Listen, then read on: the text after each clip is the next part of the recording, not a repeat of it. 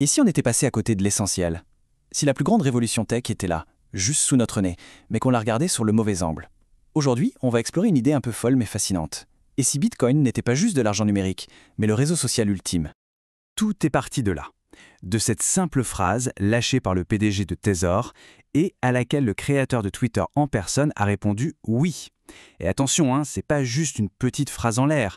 Ça suggère que le prochain Facebook, la prochaine grande plateforme sociale, ce n'est pas une nouvelle entreprise, mais un réseau décentralisé, de l'argent qui fonctionnerait comme un réseau social. Bon, c'est la grande question, évidemment. Comment est-ce qu'un actif financier peut bien se comporter comme une plateforme où les gens se connectent? C'est justement ce qu'on va essayer de décortiquer en se basant sur des observations de terrain assez surprenantes. Alors, pour vraiment piger cette idée, il faut d'abord aller voir sur le terrain. Regarder comment la communauté Bitcoin vit, comment elle se rassemble, comment elle interagit. Et justement, il y a eu récemment une grande conférence Bitcoin à Las Vegas. Et ce qui s'y est passé a complètement dynamité toutes les idées reçues sur ce qu'est vraiment cet écosystème. Le décalage entre ce qu'on imaginait et la réalité, c'était juste incroyable. On s'attendait à une conférence un peu geek, remplie de traders, les fameux crypto bros, mais en fait pas du tout. Ce qu'on a découvert, c'est un véritable mouvement, hyper diversifié et complètement mondial. Et quand je dis diversifié, le mot est faible.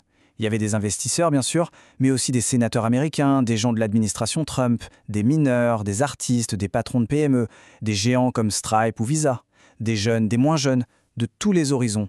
Et le plus fou, c'est que la plupart n'étaient même pas des techniciens. C'était bien plus qu'une conférence tech, c'était le rassemblement d'un mouvement. Il y a cette citation d'Esther Perse, une des commissaires de la SSI, qui était présente et qui résume parfaitement l'état d'esprit ambiant. En gros, elle dit « Comportez-vous en adulte, assumez vos choix ». C'est cette culture de la responsabilité personnelle, très loin de l'idée d'un État qui nous tiendrait la main. C'est vraiment un pilier de la communauté. Maintenant, pour bien saisir la place de Bitcoin dans tout ça, il faut prendre un peu de recul et regarder l'histoire de la technologie. Finalement, le fil rouge a toujours été le même, augmenter la portée, la distribution d'informations. En fait, la progression est super logique. D'abord, on a eu Internet, qui a connecté le monde entier. Ensuite, les emails et les applis, qui ont permis une distribution virale.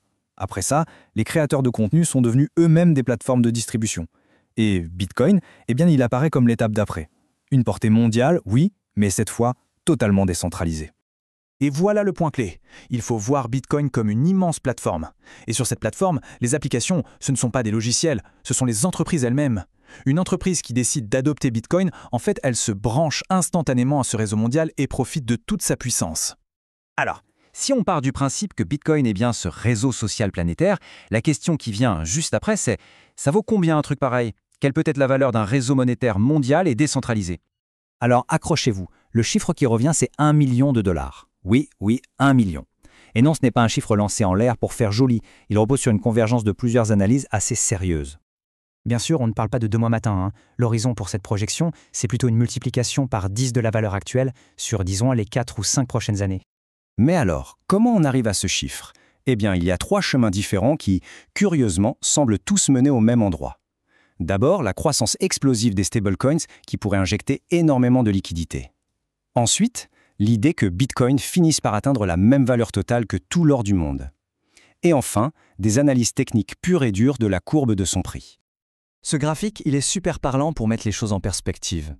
Aujourd'hui, la valeur totale de Bitcoin, c'est à peu près la même que celle de Google, ce qui est déjà énorme.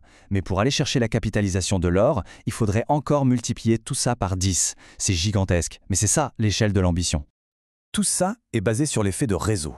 C'est comme une boule de neige qui dévale une pente.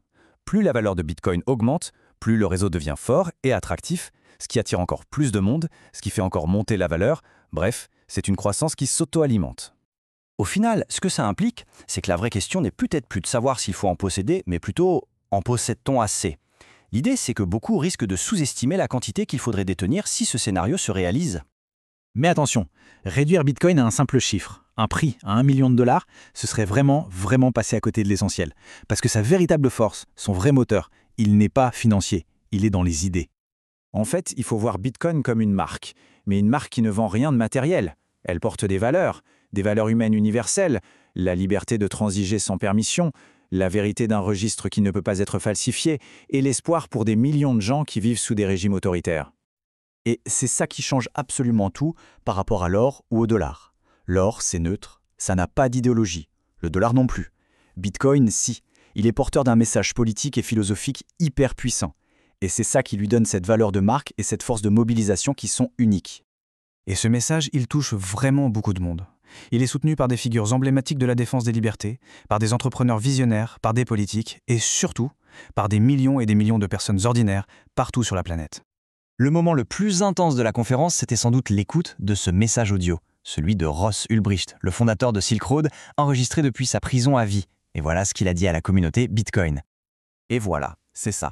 La preuve ultime. On peut débattre à l'infini pour savoir si c'est virtuel, si c'est du code, mais la réalité, elle est là. Ce réseau social est assez réel et assez puissant pour donner de l'espoir et pour avoir un impact concret, profond, sur des vies humaines.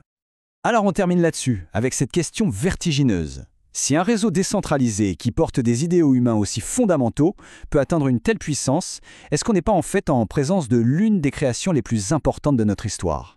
Une question qui donne à réfléchir.